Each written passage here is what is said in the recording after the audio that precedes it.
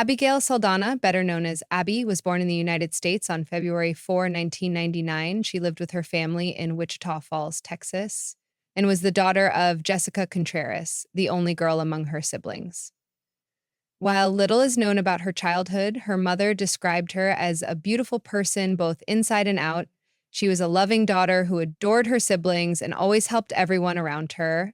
And uh, I feel like during her adolescence, Abigail fell in love and at the age of 17 became pregnant.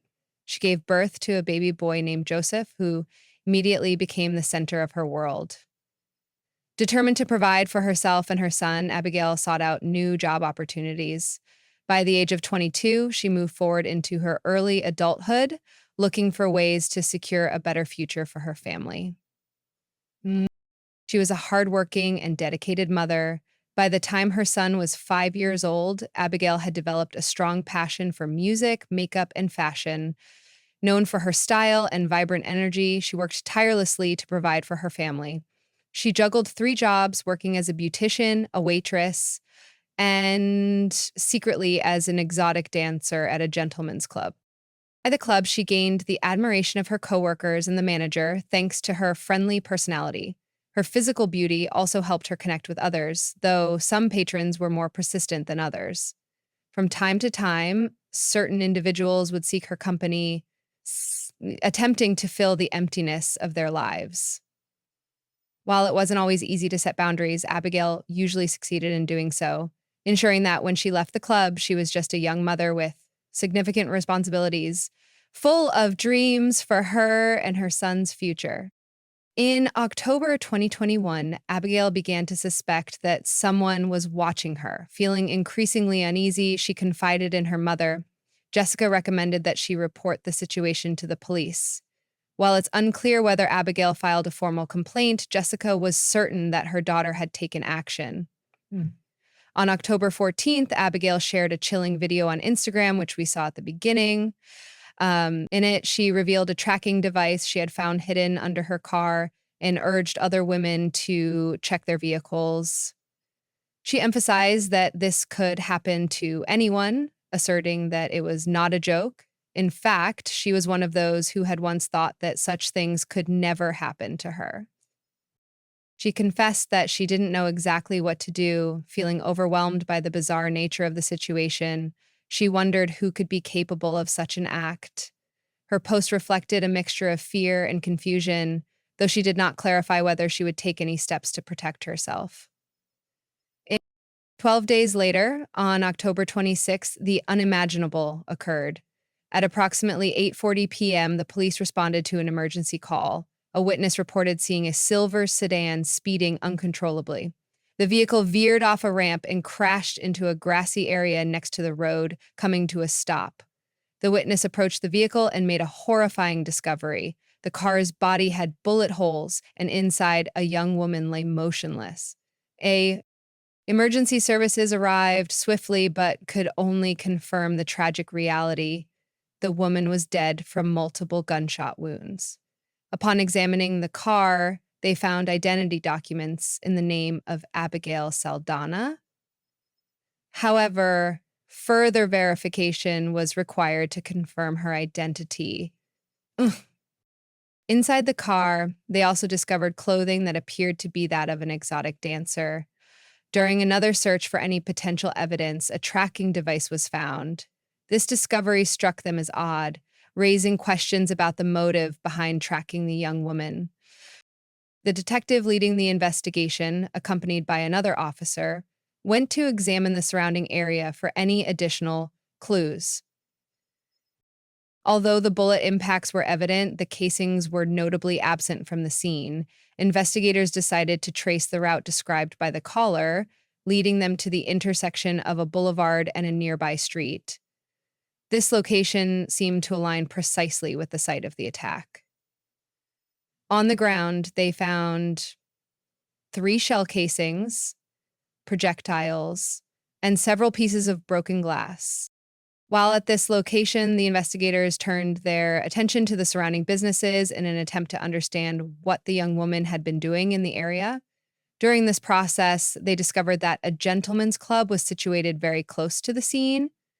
Considering that Abigail had been dressed in clothing associated with exotic dancing, they proceeded to visit the club, um, where they spoke with the manager and gathered substantial information and found out that the manager not only confirmed that Abigail worked at the club as a dancer, but also revealed that she had confided in him about feeling harassed by a regular customer named Stan, a military veteran. Though this clue initially seemed inconsequential, their perspective soon changed when the manager showed them Abigail's Instagram post. In it, she had warned about the tracking device she had previously discovered in her car. The officers were stunned to see that just days before, Abigail had removed an identical tracking device from her vehicle. It was shocking that in such a short time, another device had been placed under her car. This revelation prompted the investigators to delve further into the case. In an attempt to understand who this strange, obsessed customer was, the investigators pressed the club manager for more information. The manager explained that Abigail had been afraid of Stan due to his persistent harassment. He revealed that she had gathered evidence of his disturbing behavior and in turn showed the detectives the man's social media posts, where Abigail was the sole focus. In these posts, Stan went to great lengths to discredit her in a cruel and malicious manner. This detail directly linked him to the threats against Abigail, prompting the detectives to shift their focus to this individual. They began to investigate who Stan was and why he had done such a thing to Abigail. The answer came quickly. The man was Stanley Fran Segla, born in 1967 in Chicago, Illinois. Little is known about his early life, but reports suggest that he had been married in the 1990s, living in California until 2014 before relocating to Texas. There, he started a new life with his wife and son, forming what appeared to be a stable family. However, it was later revealed that he had been involved in several incidents of domestic violence, which led to his eventual separation from his wife. By 2021, Stan, now 54 years old, worked as a software engineer. However, beneath the surface of a respectable professional life, he harbored repressed desires that only surfaced during his frequent visits to the gentleman's club. It was in this environment that he developed an unhealthy obsession with Abigail, which, as we now know, spiraled into a tragic series of events. Stan began to pursue Abigail in an increasingly blatant and invasive manner. Stan executed a Wi-Fi breakup in an increasingly blatant and invasive manner. According to club employees, Stan's visits had changed. He no longer came as often as he once did, but only appeared when Abigail was working. He would spend significant sums of money, demanding that she attend solely to him and not devote her time to other clients. Despite her attempts to set boundaries, this behavior only seemed to intensify his obsession. As the investigation progressed, the detectives focused their attention on Stan, as all the evidence seemed to point in his direction. His obsession, constant harassment, and Abigail's fear for her safety were crucial pieces of the puzzle. The question was no longer whether Stan was involved, but how soon they could gather enough evidence to arrest him.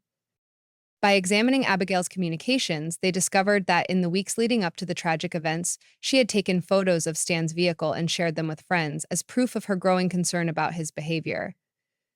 With the data from his car, the officers worked to track the routes he had taken in the days before the shooting, with the most essential task being to determine the whereabouts of his car at the time the shots were fired. Meanwhile, another team of officers analyzed Stan's social media accounts, which revealed even more disturbing details. Some of his posts insinuated that he had been in a romantic relationship with Abigail, referring to her as his girlfriend and expressing disappointment that she was seeing other men. He claimed to be unworthy of a decent woman, and in other posts he boasted about his financial success, bragging about spending thousands of dollars on Abigail. However, he insisted that his intentions weren't to buy her time, but rather to keep her away from other men. According to him, they had chosen each other, but Abigail failed to recognize the value of his generosity. These statements reinforced the profile of an increasingly erratic and obsessive man. On October 17, in a particularly alarming post, Stan claimed that he and Abigail had been seeing each other since July and that he envisioned a future together with her. However, he also expressed his anger, feeling used, and accused Abigail of being part of an alleged network of sex workers. Stan's obsession with Abigail deepened to an alarming extent. On social media, he began referring to her as a slut and presented what he claimed was evidence of the money he had been paying her for her services. His desire to have her arrested for prostitution became increasingly evident, and he even described the club manager and staff as enemies, accusing them of being involved in criminal activity. His online posts were filled with contradictions, swinging between flattery and resentment, and they became critical evidence of what Abigail had endured. His obsession grew so intense that he would obsessively track which posts she liked on social media. If he disagreed with the content, he would take screenshots and share them publicly, attempting to expose her as a bad person.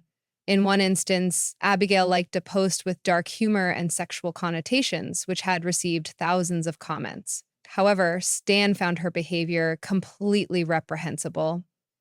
He publicly scolded her, declaring that her priority should have been her family. The detectives, accustomed to dealing with extreme cases, were taken aback by the extent of Stan's fixation. His behavior was so out of touch with reality that it seemed only someone with an extreme obsession could have the audacity to scrutinize every one of Abigail's posts in such detail. As the investigation progressed, security footage revealed that Stan's Ford truck had been captured in traffic images near Abigail's apartment at least 6 times, including the night of the shooting. The footage showed him closely following Abigail's car just 17 minutes before the shots were fired. A deeper analysis of the data confirmed that Stan's surveillance of Abigail had escalated rapidly in the days leading up to the attack. And on October 25th, just a day before the shooting, Stan had driven his van around Abigail's residence twice within a span of only a few hours. The police contacted Stan and subpoenaed him to testify, initially as a witness. He promised to attend, but minutes before the scheduled meeting, he excused himself, claiming that a relative had passed away. The detectives had gathered enough evidence to incriminate him and quickly obtained a court order to search his home. As a military veteran, Stan's residence was surrounded by local police officers, and they were joined by a specialized team. And so, on October 29th, Stan barricaded himself in his house and refused to leave. When the SWAT team finally entered, they found him on the balcony with a self-inflicted wound, a superficial injury caused by a sharp object. The detectives interpreted this act as an attempt to evade justice, but it ultimately failed. He was treated for the injury and, despite his efforts, was formally charged with the murder of Abigail, a 22-year-old woman. Mena. During the hearing, the results of the forensic analysis were presented, revealing that Abigail had died from multiple gunshot wounds. One bullet had entered her right arm, damaged vital organs, and then entered her thorax. She also suffered a gunshot wound to the back. Stan was denied bail, which was set at $250,000, and was remanded in custody as the investigation and trial continued. A police spokesman stated that there had been no record of any formal complaints from Abigail regarding the tracking device or any other authorities regarding the harassment. The media and the public began to question why no one had reported Stan's behavior, even if it wasn't Abigail herself who did so. For example, the manager of the club where she worked was aware of the situation and could have alerted the authorities about the harassment. Other protective measures could have been taken, such as refusing him entry into the club. However, when local journalists reached out to the club for comments, they received no response while awaiting justice. On November 2, 2021, Abigail's family and loved ones gathered to bid her farewell. Several acts were held in connection with her mother's faith, including a rosary at a local funeral home. The following day, a funeral service was held at a Catholic church. Jessica, Abigail's mother, remembered her daughter as a loving, courageous, and hardworking person with great plans for the future, always keeping her son in mind.